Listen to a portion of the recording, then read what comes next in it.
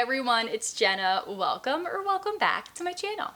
In today's video, I'm going to show you my fall tablescape, and table setups are kind of like outfits in the sense that there are so many different things that you can do to mix and match to get the end result. So I know that can be kind of overwhelming. So what I'm going to do is just break down the fundamental building blocks of what I think makes a really aesthetic and elegant tablescape. And then from there, you can kind of customize it to fit your own aesthetic, your own color scheme, your own style, really whatever fits into your space. So I think it's going to be a really helpful video, and also everything in here is very budget friendly. That's what we love here on this channel, when the cost is low but the aesthetic impact is high. So without further ado, let's get into the video. Okay, so the first thing a good tablescape needs is a textile base, and whether that's a tablecloth or a runner, it's just nice to have that added softness from a textile. And high-end table runners can be so expensive, but they do add such a great texture to a table setup. So what I like to do is go to the fabric section at Hobby Lobby, and here they have lots of affordable options in a wide range of color choices. And I just look for a light fabric that works well with scissors and doesn't fray easily. Something like tulle, you can just buy a couple of yards of that so it covers your table. That's one affordable option, but another option is cheesecloth. And this is a great alternative to a runner because it still provides that nice textural base, but it doesn't break the bank. And I love the casual look that it gives to a tablescape. And I actually used this last Christmas and I loved the way that it looked. They had two colors available at Hobby Lobby, a white and an off-white, and I went with the darker off-white one just to add some warmth since it's autumn. And I also bought two of them, and that way I could build up a little bit more texture by layering them. And when laying them out on the table, I slightly overlapped the two and then scrunched them up just to give it some more dimension and visual interest. And I also messed up the edges a bit so they weren't so straight. And this way it looks a little bit more organic and casually styled, which I love. All right, so now that we have our textural base, I think the first thought is, okay, now we add garland. And yes, we're definitely gonna add some florals and some stems, and you totally can add garland if you want to, but I didn't really find any fall garlands that I liked for a good price, and I just wanted to use something that I already had laying around my house and not have to buy anything extra. So I'm just gonna use some stems that I already have, and you can totally use stems in place of a garland. I'm gonna show you how to do it. It's super easy, and you honestly won't even be able to tell that it's not a garland. So I'm gonna go take a look around and try to find some stems that will work for this tablescape. All right, so I decided on these Japanese maple stems that I got off of Etsy, and I just love the deep burgundy color that they have. And for this tablescape, I really wanted to stick to more earthy rust tones, and mustard yellows were gonna be my main color of choice. And so I figured this burgundy would accent that mustard yellow really nicely. And when using stems in place of a garland, I just laid them down flat, starting on the end, and then I placed the next one on top, covering the stem of the previous one. And here I left a space in the middle since I'll be adding a floral arrangement there later. And then on the other side, I just arranged the stems in the same way, just flip-flopped so that the ends of the stems are facing the middle, and this way all of the long ends are covered up. So this was really cost effective, and I only needed 4 stems for this look. We're definitely going to fill it in a little bit more later. And if you all remember, I had this really pretty faux mum arrangement that I got in my last Hobby Lobby haul, and I just have it placed here on this bench in our entryway. And I figured this would be perfect to use as a centerpiece because it was short enough so that guests could see over it, and it was that pretty mustard color that I was going for. I love how realistic they look and how the yellow contrasts with the burgundy stems, but it also worked with them to help define that diversified fall color palette. So next it was time to layer in lighting, and in my opinion, lighting is one of the most important elements of a tablescape. So I just have these vintage brass candlestick holders that I've been collecting all year long at various thrift stores, and I just used ones with differing heights and I placed them in a zigzag pattern for some visual interest. Now I wanted to stick to my mustard yellow color palette, and I found these taper candles at Hobby Lobby, and this is such a great place to go for candles because they have so many different colors and styles for great prices. And they even have tall and short candles if you have candlesticks that are all the same height, so that you can still get that varied height look, which is a nice option to have.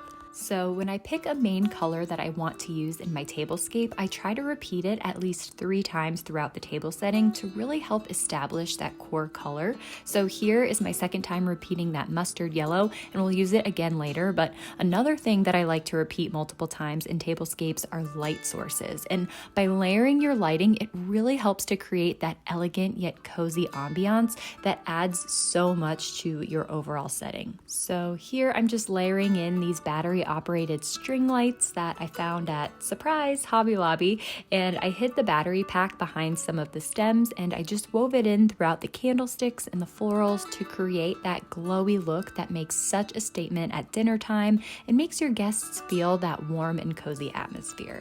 And because fall is all about that warmth and coziness, I decided to take it one step further and layer in one more light source. I picked up these super cute amber glass tea light holders, and I love the way that these look when the sunlight hits them. They were only $4.50 at Hobby Lobby for a set of 2 since fall is 50% off right now. And I love that they were a great way to layer in some more muted earthy tones to this table setting. I also picked up some pumpkin scented candles to go in them so that the cozy fall scent would add to the ambiance as well. And there's just something about a flickering candle flame that feels so authentic and warm. And even though this was such a cheap and simple thing to add, it really helps enhance the overall elegance and look of this tablescape.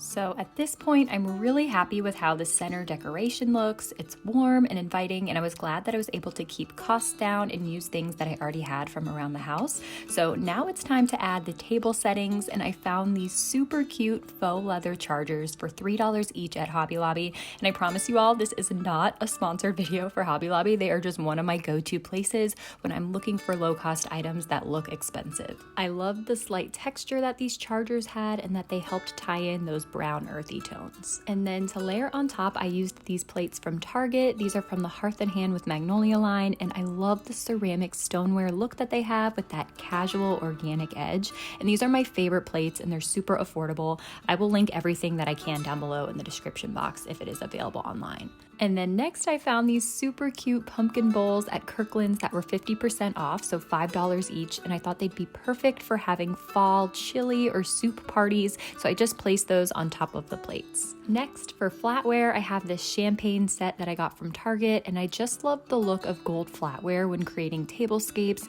It helps to weave in those warmer gold hues for autumn and ties in the gold from my brass candlesticks.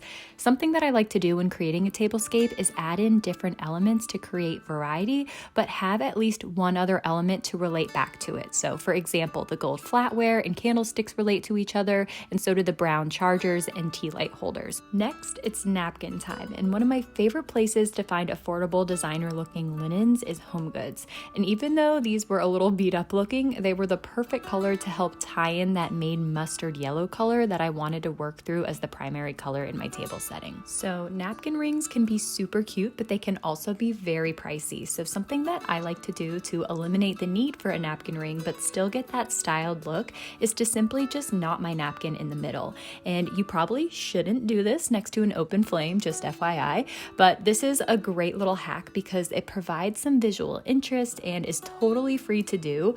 I just like to make sure that it's loose enough so that guests can easily untie it. But yeah, super simple and eliminates the need for an expensive set of napkin rings. And now that we've added these mustard yellow linens, you can see that it really helps to accentuate that mustard yellow color scheme that I was going for. And again, I did that by choosing 3 separate and spaced out elements, all within that same color palette that tie together and relate back to each other. And next, I wanted to do a fun glassware piece, and I found these pumpkin wine glasses at Kirkland's for only $5 each.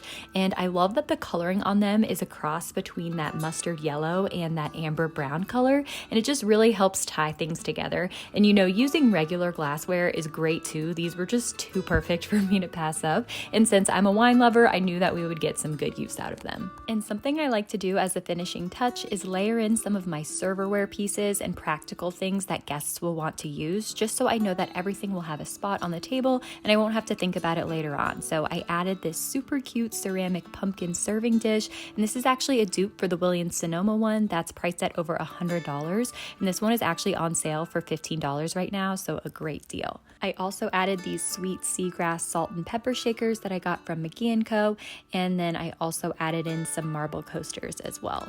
And then one last finishing touch that I wanted to do was just layer in a couple of warmer toned pillows to accentuate that warm earthy color palette that we have going on. So I swapped out some of my lighter summer patterns for more darker brown and gold colored pillows. And this first one I got from Target, it was super affordable. And then this next one was actually just a pillow cover that I bought from Hobby Lobby for $9. And I just used a pillow insert that I already had. And that is it. That is how we were able to create this magazine-worthy table setup using simple and affordable combinations of textures, florals, serverware, scents, and lighting. You can use these same concepts and apply them no matter the season, the color scheme, or the decor style to consistently create an elegant, cozy, and aesthetic atmosphere when hosting.